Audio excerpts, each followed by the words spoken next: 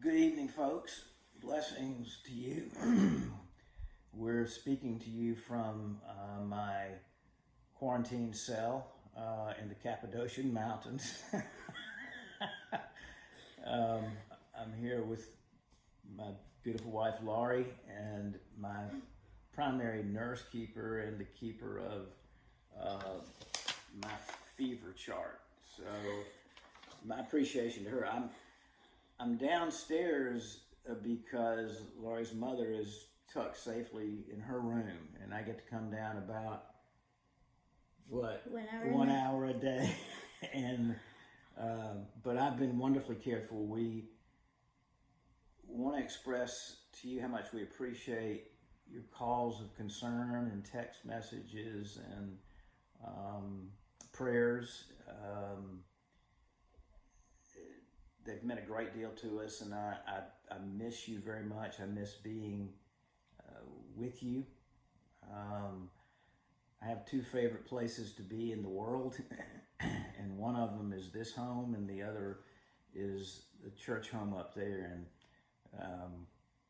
I miss the Tuesday morning class where Mrs. Levin, Sailor Carolyn, gives me a sermon tidbit almost every week.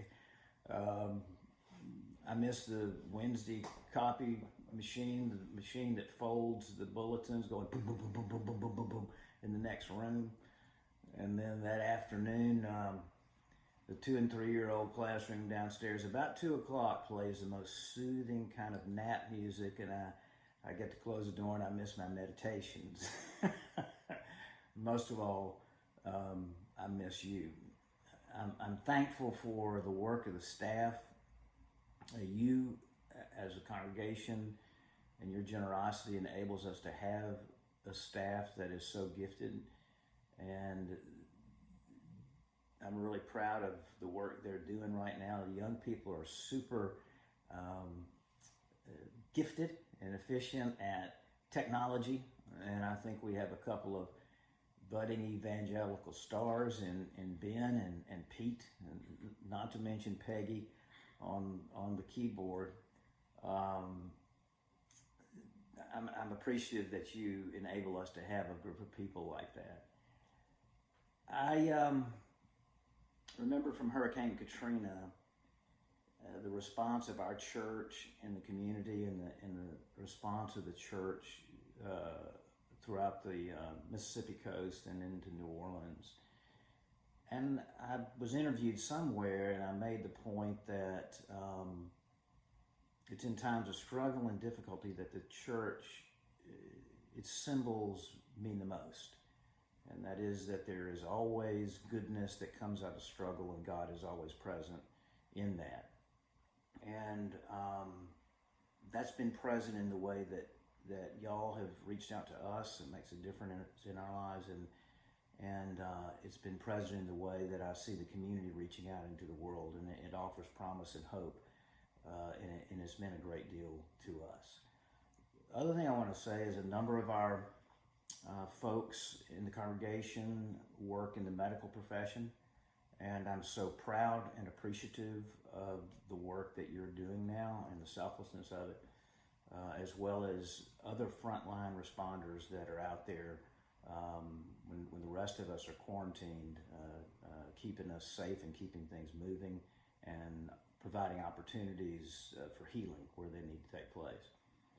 I think we are, I have been ill a little bit. I have not had the symptoms that many folks have, not nearly as bad as other folks have had. I think that I'm probably quarantined one more week. I believe I'll be back around on next Monday, Monday a week, and in the meantime, we appreciate your love and your prayers. So I wanted to, you got anything you want to say? I want to say a little prayer that comes from a book entitled Every Moment is Holy, and this has all kinds of magnificent prayers for different occasions, everything from a picnic to changing diapers to the washing of dishes. It's sort of a monastic guide to joy and everything. And one of these prayers is written for a doctor or a nurse or a medical caretaker. And it goes, I'd like to read that. And may it be in all of our hearts as we seek to. What Camus was saying was every one of us wants to heal. I mean, I imagine you're out there and there are things that you would like to do on a large scale, but we can do them in our homes. We can do them by reaching out to others. We can do them with a phone call. The text messages that you have sent to us mean so much that this was a meaningful prayer.